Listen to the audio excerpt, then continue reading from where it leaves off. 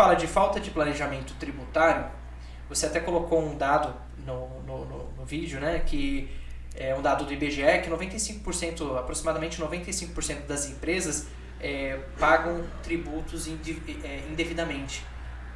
Não é ao contrário esse número, não? 5%? É 95% mesmo? 95%. Eu digo que na atividade de transporte, né, quando a gente realiza um diagnóstico fiscal, quando a gente está entrando no cliente ou quando a gente tem uma consultoria, quase todas elas estão pagando tributo a mais. E nas operações logísticas, desde o pequeno transportador ao grande transportador, a gente enxerga muitas possibilidades de redução de carga tributária. Entendeu, né? É um mito, né? O principal dor do cliente ali é o planejamento tributário. Ainda existe um mito muito no Brasil, principalmente do pequeno empresário, que ele tem um medo, principalmente, de estar migrando de uma empresa do Simples Nacional para o lucro presumido ou lucro real.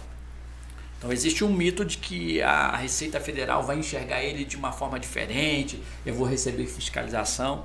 Esse mito ele precisa ser derrubado, porque independente da situação que você estiver, você pode sofrer a fiscalização da Receita, porque hoje tudo é de forma digital, as informações estão lá de forma digitais. Então, tanto no lucro real ou no lucro presumido, a Receita Federal está te enxergando. E a maioria das empresas, das pequenas empresas, estão perdendo dinheiro porque tem medo de migrar do Simples Nacional e para o lucro presumido, lucro real. Então a gente tem diversos cases lá no nosso escritório em que a melhor opção para o transportador não é se manter no Simples, mas por causa do medo, por causa da falta de planejamento tributário adequado, eles acabam pagando muito a mais e aí perde competitividade e perde rentabilidade no negócio. Eu não sei se o sentimento da maioria de quem estiver assistindo também, mas eu hoje tenho uma empresa no Simples, né? Eu confesso que eu acredito que um dos motivos principais pelo qual eu não fui atrás mesmo de entender se é o momento ou não de migrar é uma certa zona de conforto que é criada ali, partindo do nome, né? Que a gente está no Simples Nacional. Só que no final das contas o Simples não é tão simples assim, né? Se for dependendo do negócio, né? Exatamente, né? Por exemplo, o Simples Nacional, você faz uma operação em outro estado, por exemplo, né? Vamos ver se você tem essa dúvida lá no seu segmento. Você faz uma operação que iniciou a sua atividade de transporte em uma unidade federativa diferente da sua. Preciso recolher o ICMS ou não preciso recolher o ICMS? Muita gente me pergunta isso. Muita gente pergunta. Muita gente. E a maioria acaba não recolhendo e não vai atrás. E tem muito contador também porque não é especializado no setor, às vezes liga e não é nem maldade, mas não tem o conhecimento, né? Que é algo que a gente vem conversando, que é um desafio. Também não tem esse conhecimento e não indica talvez uma procura ali para entender qual guia recolher, como fazer, né? Por exemplo, agora recentemente, né, o Estado do Espírito Santo tem feito um processo de fiscalização nas empresas que estão contratando os transportadores. A ideia, né, que o transportador nunca vai ser pego por não pagar essa GNRE. Então a gente tem diversos clientes que chegam até nós, e lá no Espírito Santo está com uma forte tendência de fiscalização nas indústrias, que é onde os caras estão pedindo o CTS e a guia de recolhimento da GNRE. Como as indústrias nunca solicitaram os transportadores tais guias, então guias lá de 5 anos, 4 anos atrás estão cobrando alguns dos nossos clientes achando que ele não vai ser pego. E aí agora tem que ter o recolhimento com multas e juros, e às vezes o cara não emite a guia até por falta de conhecimento. Ele acha que está no Simples Nacional e não precisa pagar a GNRE lá com uma alíquota interna, com a alíquota cheia lá, dependendo da operação dele. Então assim, são coisas que no efeito da carga tributária tem diretamente impacto. E também tem aquele transportador que está no lucro real, no lucro presumido, e aí ele tem o ICMS pago por presunção, né? Tem um crédito de ICMS por 20% ali de presunção. Quando ele emite a guia, ele não se apropria do crédito quando ele inicia uma atividade de transporte em outro estado. E aí o que acontece? A gente pegou uma consultoria lá que a gente conseguiu reduzir em torno de R$25 mil numa operação do cara de São Paulo para o Rio. Era um transportador do Rio, iniciava o frete aqui em São Paulo, mas não tomava o crédito no momento da emissão da guia. E só de crédito ele tinha R$25 mil por mês. Caraca, 25 mil por mês. 25 mil reais por mês. Por desconhecer a legislação, por não ter um planejamento adequado, por não entender a operação dele, né? porque o faturamento no transporte ele é muito alto, né? A operação ela exige um investimento ali para rodar muito grande, então qualquer volume, né, que soma de fazendo algo que foge às vezes de conhecimento ou está incorreto, são valores significativos. São. E me corrija se eu estiver errado. Geralmente quando me perguntam, porque às vezes me ligam para próprios clientes meus, assim, pô, Dani, eu tô com uma carga em tal lugar, preciso retornar. O próprio cliente consegue fazer a consulta na Secretaria da Fazenda do Estado para verificar o site ali de recolhimento e emitir aquela guia e fazer o pagamento. Tá certo isso ou não? Então, tem algumas particularidades, a gente precisa se atentar para alguns pontos, né?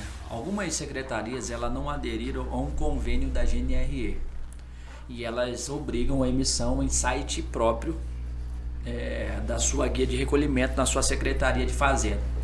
E também para o processo de fiscalização, às vezes, quando você paga aquela guia que geralmente cai lá para o site lá de Pernambuco, né, que é a guia genérica da GNRE, quando você paga essa guia, o que acontece? Ela demora um certo tempo para fazer a compensação. Se você passa numa barreira fiscal onde tem um fiscal mais exigente, ele quer ter a certeza de que o ICMS foi recolhido.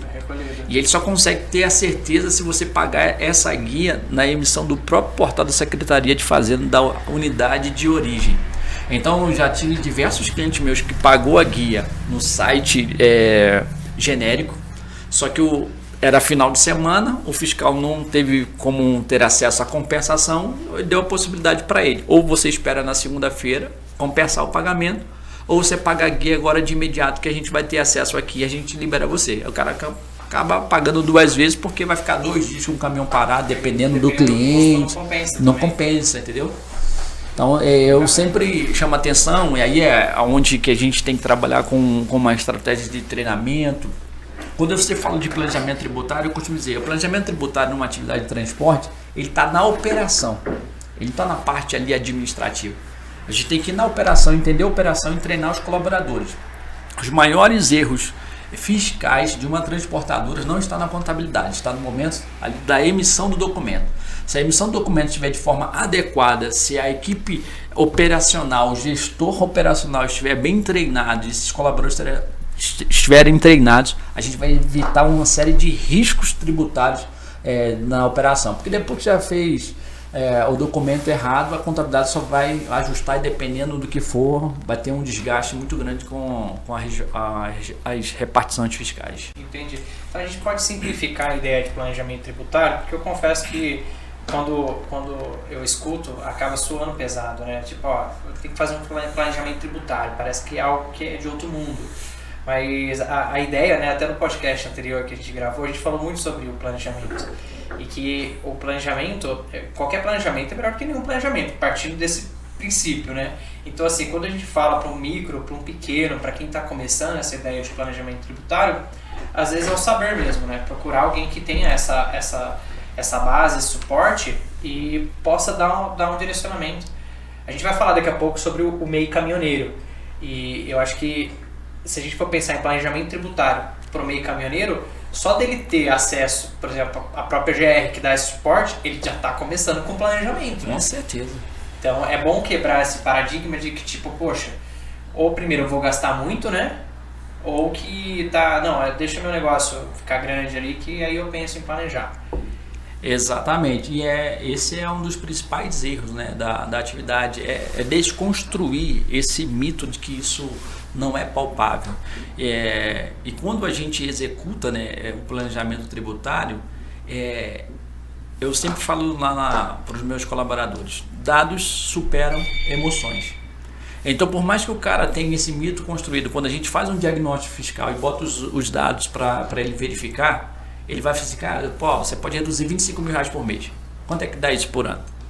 Aí a ideia muda. Eu falei, vale a pena você contratar um administrativo para organizar a sua empresa e mandar a documentação adequada para a contabilidade? E a gente está treinando esse colaborador? Você prefere pagar R$25 mil a mais ou contratar um profissional que vai te custar R$2.500? E ainda organizar a sua empresa.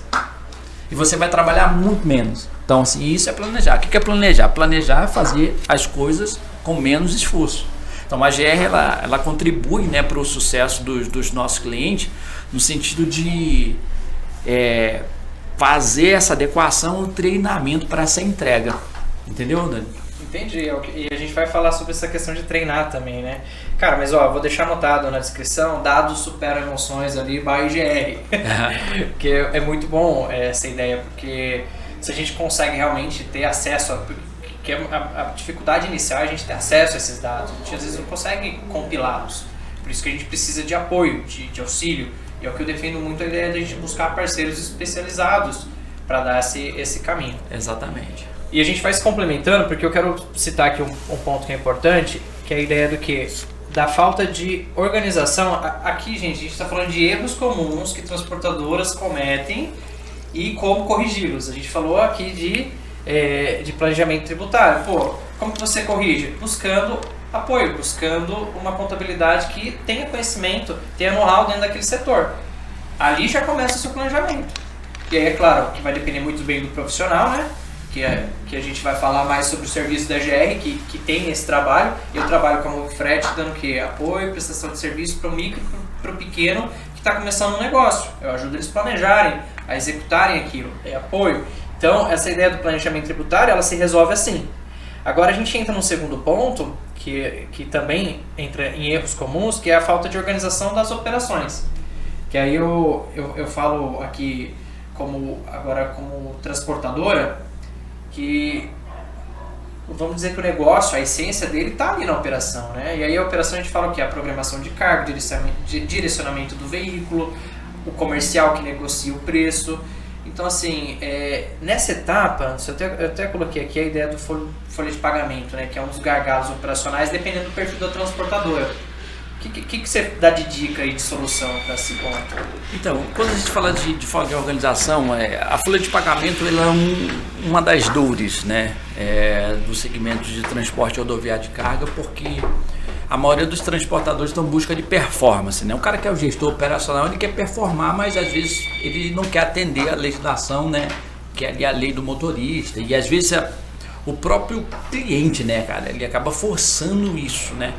Então, quando você não tem uma organização adequada para fazer os apontamentos de forma adequada, você pode pagar, por exemplo, hora extra ao invés de tempo de espera. Às vezes o motorista ele não cumpre toda a jornada dele, e aí passou 2 horas a mais, o cara lança como hora extra, e ele não deveria ganhar hora extra, ele poderia reduzir ali a folha de pagamento, reduzir os impactos, né, da folha de pagamento sobre os tributos, por falta de uma organização. Quer ver uma outra organização que a gente vê muito comum nas transportadoras? É o departamento comercial não se comunicar com o departamento de faturamento. É incrível isso, cara.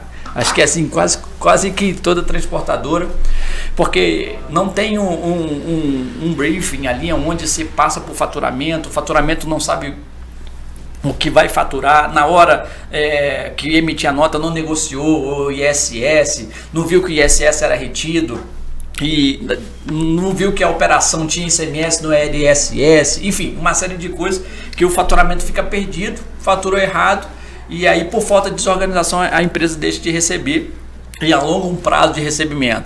Até mesmo ali, que eu vejo bastante também sobre essa ponte do comercial com a parte operacional, sobre o prazo de pagamento. Se você trabalha com um prazo dilatado de 60 a 90 dias, e aí a gente vê, né, que a maioria dos transportadores estão pressionados com seus fluxos de caixa em virtude desse prazo muito longo de recebimento, e às vezes 60 dias depois o cara emitiu um documento de forma inadequada, aí o cara quer o cliente assim, cancela o CT.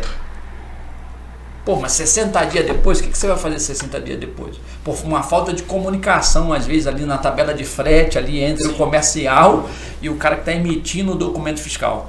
Então, quando a gente estrutura esses processos, e aí a gente estabelece os processos, define os processos e treina essas pessoas de forma organizada, a transportadora tende a ter excelência e sucesso. Mas tudo vai trabalhar em cima desse treinamento, desse processo.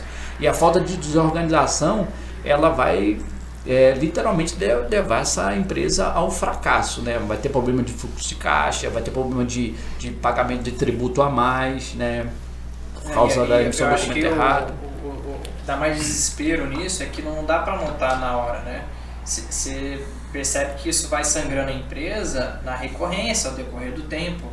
Eu, como minha base durante muito tempo foi trabalhar com comercial, eu me recordo de alguns erros que eu cometi, de colocar, por exemplo, todos os custos envolvidos numa operação dentro do próprio CTE e fazer um cálculo ali na hora de precificar para o cliente, calculando o imposto, tudo na mesma base, sendo que parte era serviço, outra parte não era.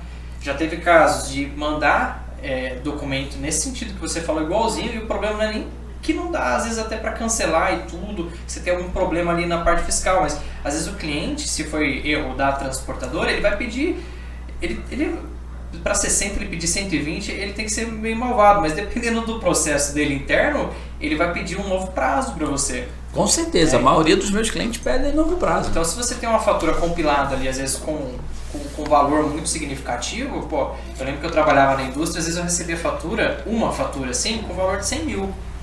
Em uma fatura. Então assim, pô, imagina o fluxo de caixa, né, igual você colocou, que é uma dificuldade hoje, acho que para a maioria dos CNPJs ali que estão nesse fluxo. Poxa,